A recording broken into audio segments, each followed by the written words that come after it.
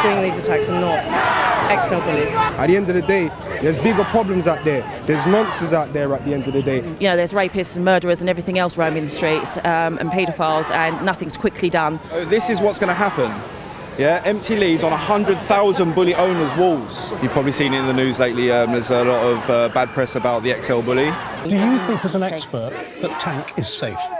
I wouldn't say that any American bully is safe. Unfortunately, we're not willing to talk to media because they've really fucked us over this week with the interview that we've done. Save our breed! Save our breed! Save our breed! And stop lying! Thank you very much! This is a protest by XL bully owners who are protesting the government's proposed ban on the dogs. It does feel like there's something missing though. I don't know what it's been said. Rishy shit is getting there. XL bullies are our friends. We stick by them till the end. The last thing we want to do is, bring the dogs to a protest and, people technically start riling them up. So it's just a show of support. At the end of the day, I know I could bring my dog here today and have no problems. Same with a lot of people. But the reason why no one's brought it is because at the end of the day, the police are here, they're turning around and trying to persecute us. Do you know what I mean? Like my dog, the scrutiny he gets, the looks he gets when I'm walking down the road, do you know what I mean? It's just not fair at all, mate. What's the difference in a Chihuahua wearing bling? Do you know what I mean? Yeah. This is my dogs, do you know what I mean? It doesn't mean it's a statement or anything. At the end of the day, it's a bit of bling. Elton John wears this, do you know what I mean? So why can't my dog? Do you know what I mean? Yeah, exactly. Sam Smith probably wears worth, do you know what I mean? The fact of the matter is that we've had 3 prime ministers in the space of, 3 months in that period? And now you're trying to turn around and that person is fit enough to turn around and say that my dog is dangerous. And these dogs that are doing these attacks are not XL bullies. What are they then? They're crossbreeds. In the ones that I've actually been able to stomach to watch, I couldn't the last one, that really upset me. Which one was that? That was the one with the guy where people were standing around videoing and he was dying. That to me is I don't understand that.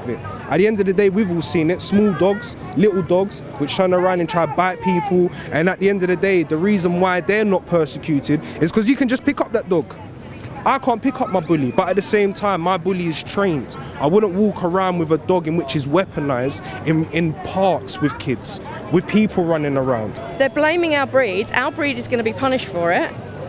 Well, what happened to, innocent until proven guilty? Do you think there is a media narrative about XL bullies? And if so, why do you think there is? I mean, I wouldn't know why there would be... It's a tricky question. How the media portrays things when they lack the right information, I think it's a bit misleading. So we do rely on a lot of social media because we post what is really happening, in our community. As you can see, the turnout here today, everyone here is not the stereotype what the news is portraying: drug dealers and rappers. I've never met a nasty XL ever in 15 years. Never met one. If any time that I'm upset or anything, my dog will come up to me. They're trying to say that these are a dangerous killer breed. My sister has these with 3 kids and she's pregnant. And the dog will sit and cuddle up with her all day. They're an absolutely lovely breed. It's not the breed, it's the owners. I've got 2 XL bullies myself, and I've got 6 children, so they're not dangerous dogs. They can be dangerous dogs used with the wrong people and in the wrong hands. It's ridiculous. It's the owners that they should be talking about and the way that they're treating it. Maybe the backstreet breeders that are fucking up the breed for everyone else. I feel strongly, one, because I own one and he is the best boy in terms of managed training and just behaviour around all sorts of people and environments that I've ever kind of experienced with the dog, and he provides me safety that the government doesn't. They keep saying that they're trying to keep people safe, and he is the only thing that allows me to walk the streets and not get disrespectful comments, not be followed and not have sort of, especially if I'm running, goodness, I can run with him and I'm safe. If I go out and about by myself, I'm not safe. They don't keep me safe from men or the police. I get looked at for the way I look sometimes, but until people know me, that's when you judge people. You judge people on how they act and their character, not on the way they look. Same with dogs, mate. If you look at how many hundreds and thousands, and I'm saying hundreds of thousands, of American bullies there are in the world, we don't get this. This is a small percentage of attacks. If you're going to look statistically at things, XL bully, standard pocket, classic. Well, hold on a minute, you've got that little amount of XL bullies, but the rest of them are doing nothing. So why is the XL bully doing it? Because it's not an XL bully. Otherwise, they'd all be doing it. They'd all be attacking. No matter what their size is, they'd all be attacking. But they are overrepresented in dog attack statistics. I think, if I'm being honest with you, that the problem that we've got is you could say that they are represented and yes, they are, okay? But what I'm saying to you is, prove to me that that is an XL bully. There's been multiple media reports about XL bully attacks. There was one last night in South London. What would you attribute that to? Bad dog ownership. 100%. It's got to be bad dog ownership, because in the day you can have these dogs, and if you show them love and then you show them how they're meant to be in society, then I think any dog is capable of being a good dog. There's been more dog attacks by spaniel breeds than there has bullies. So I think it's just down to breedism and responsible ownership. I honestly think so.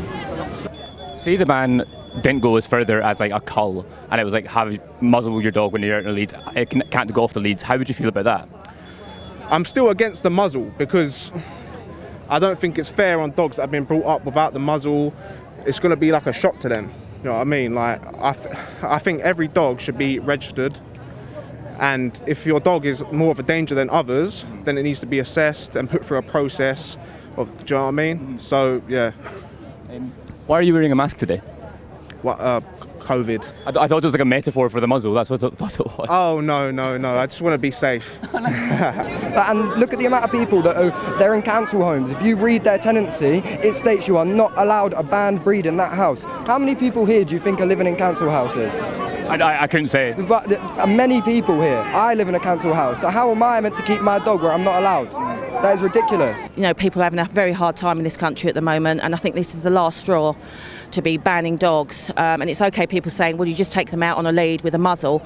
But some people can't afford to get their dogs neutered. Some people living in council accommodation and housing association will have the dogs taken away.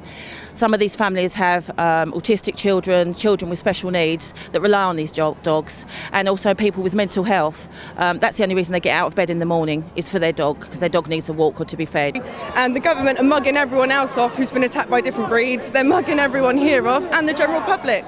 They're demonising dogs, they're causing fear and division, and it's nonsense. Show me where a bully has attacked someone at the end of the day. If you look at the information which gets perceived and put into the media nowadays, bullies are just put as a blanket statement. At the end of the day, it's like the same as turning around and trying to subject a certain group based on how they look, how they act. At the end of the day, that's what you're trying to do with bullies. You're trying to make them look like that they're perceived as a bad, dangerous dog. At the end of the day, you see how many families are here today. You see how many kids are here. At the end of the day, this is something bigger than bullies. This is something in which this is people's livelihood. This is their families. And at the end of the day, imagine someone turning around and saying that your family is going to be banned or potentially have to be castrated or potentially even in worst case euthanized at the end of this year.